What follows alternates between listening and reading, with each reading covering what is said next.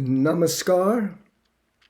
Welcome to another episode of Ananda Marga Dharmacast. This is a podcast series based on the writings of the Guru, Shrii Shrii Anandamurti, and where we take up different spiritual topics. So today, I want to talk about thoughts and prayers. You might have heard this expression in times of catastrophe, sometimes or something happens and someone says, "Oh, I send my thoughts and my prayers to you." So let's look at this. Let's look at the idea of prayer. If prayer is really the best way to go about spiritual life. It's very popular, it's very widespread that people will pray to God for something. Oh, God, give me this, or do that, or even we say, heal this person, heal that person. So we're asking for something from God. So what Anandamurti says is that prayer is really a source of confusion and that it's unnecessary to ask for anything from God because he will give what is necessary. That's the meaning of the omniscient and entity. So now look at it from another point of view. You're saying on one hand, God, you are omnipotent, omniscient, you know everything, but you have forgotten one thing. I need this new car, I need this thing, I need that. So it's really kind of an insult to God to talk like that. So prayer, in that sense, where we pray for something, either something even for us or something even for somebody else. You're saying, "Oh, my aunt is dying, or she has this disease or that disease." Once again, the Supreme Entity is omniscient, and that Supreme Entity will do what is necessary. You say, "It's necessary that she live." God said, "No." It's difficult. Or you have two football teams. They're fighting. So one guy is praying for my team, another guy's praying for his team. So what is God to do about this? The one who has the best prayer should get the prize. So this is really not the approach. In spirituality, the idea is to have a thought of God, the ideation of God, in your mind. And that's really what meditation is, the constant thought of God. It's called Brahma Sadbhava, the constant thought of God. We want that in our mind. And it's not to ask for anything. It's not to praise, "Oh, you're so wonderful." The omniscient entity knows that what its status is in this world and what it isn't, and we have nothing to add to that. So that's also something that shouldn't be done. So what is the best prayer? If there is a prayer, in the text of Anandamurti, he points to a Vedic prayer, which people know as the Gayatri mantra.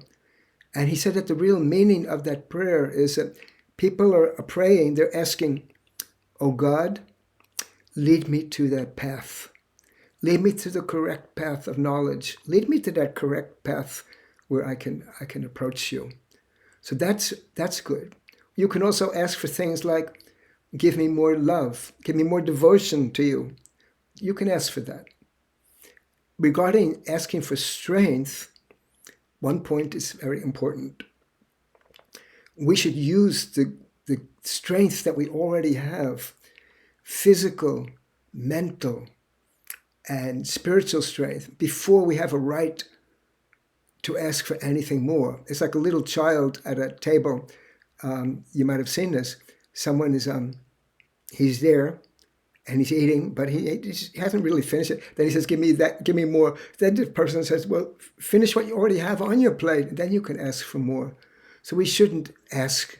Basically, we really shouldn't ask for more and more, and we shouldn't ask for what we don't have. That Supreme Entity knows. But if we want to have the ideation, the thought of God, that is okay, to keep that constantly in mind. And that's what what meditation is all about. The meditation, especially in Tantra, where we meditate on the mantra, the meditation on the mantra is to bring you always into the realm of thought of God at all times. And even there's another practice that is also done, it's called this in Madhu Vidya, is to keep the thought of God in your mind, even when you're dealing with mundane objects, and you should think that that mundane object is the manifestation of God. And everything you touch, you touch a pen, so this pen is God, and my hand is also God. And the place I'm going to put it is God. So everything becomes divine. So that's like I call it a meditation in action. There was once one popular teacher who wrote a book called Meditation in Action. But in Tantra, meditation in action means to do Madhu Vidya, to think that within all the objects of this universe, God exists. That's the philosophical idea, that God is immanent in all the things of the universe. And so when we look and we see the tree is outside, we see in a tree, it's green, it has bark, but that's the manifestation of God. And we see a flower, that's also the manifestation of God. So this is the way to go about it. Now the question comes, thoughts and prayers. And so what often happens is that a terrible calamity has happened, and there's a politician there. They say, can you do anything about it? I send my thoughts and my prayers. So what good is that? If you have concrete means to help somebody, then do that help. But if you're just going to say, oh, I'll send you my thoughts and my prayers, that's not going to work, because you can't ask God to intervene on behalf of that person. You can't ask God to stop the calamity. So this is an important thing. Now I'm going to talk about one more thing, which is I think is important. We have a practice like in our Tantra yoga called kirtan. So kirtan is chanting the name of God. And actually it is said that if you chant that, properly, it improves your mental capacity. It improves even the immediate environment. It gives a lift to the environment. So if you do more of that kirtan, it will help the environment around you. And to some extent, if there is a calamity around you, it will help a little bit, but still you have to, roll up your sleeves and do the concrete work in times of calamity. Now, if there's a calamity far away and you're chanting here, you can't send your vibration over there to heal. So better you should send your effort, if you can contribute money or go there physically or do something that will help those suffering people. But you can't send your vibration projected across the sea. If there's a war coming, and war is, terrible. War is hell. You've heard that expression. So can you alleviate the war through chanting? And actually, emphatically in the writings of Shrii Shrii Anandamurti, especially when he writes under his civil name, P.R. Sarkar, he said people can't come with cymbals and drums, to stop these things. You have to have stronger methods to stop. You have to stop the actions which have caused that war. This is a big issue. So what I'm saying is that in our personal life, we shouldn't pray to God for things which we don't have. We shouldn't do that. We shouldn't even pray for others that they're sick or they're helpless. And many people say, well, pray for me, pray for me. We can't do that. And just like I can't meditate for you, I can't meditate for you. That person has to do it by themselves. But we give condolences to people. We stand with people when they're suffering like that. But asking God to intervene is not going to do anything. But we should definitely, as human beings, we should stand with our relatives, our brothers, our sisters, and comfort them in time of calamity, in times of need. We should give them whatever support we can, but we cannot do the impossible. We cannot intervene and ask for God to do something which is, maybe not in the order of nature. Everything happens according to the order of nature. What action and reaction is it's very complex. We don't know.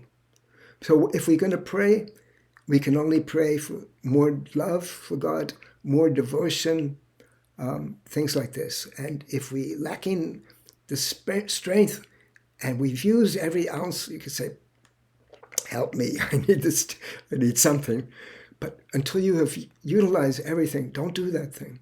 But what we should be doing is, in our daily life, always thinking of that Supreme One, and know that that Supreme One is sitting within inside of us and embedded in every object of the universe.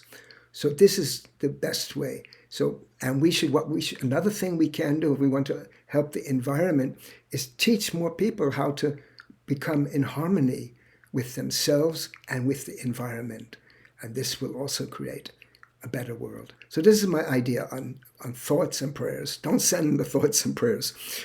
Meditate properly, help others to do that, and wherever possible, roll up your sleeves and do something concrete and physically to help the suffering people of this universe. So that's all I want to say. And I conclude with Namaskar. It's the greeting of the yogis. So this is a podcast series now.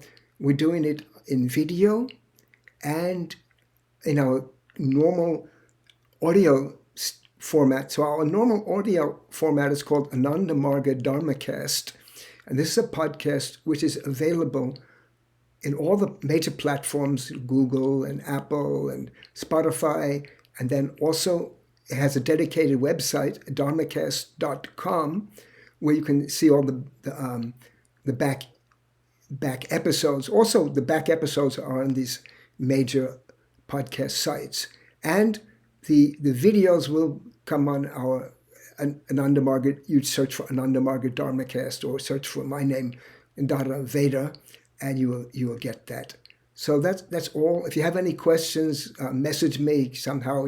You can find me by make a comment. And also, speaking about comments, if you like what you're hearing and if you're watching, also give a thumbs up, give it a positive rating if you're on any platform which allows that, and subscribe to the podcast if you're on a podcast platform, or on the YouTube channel, subscribe to the YouTube channel.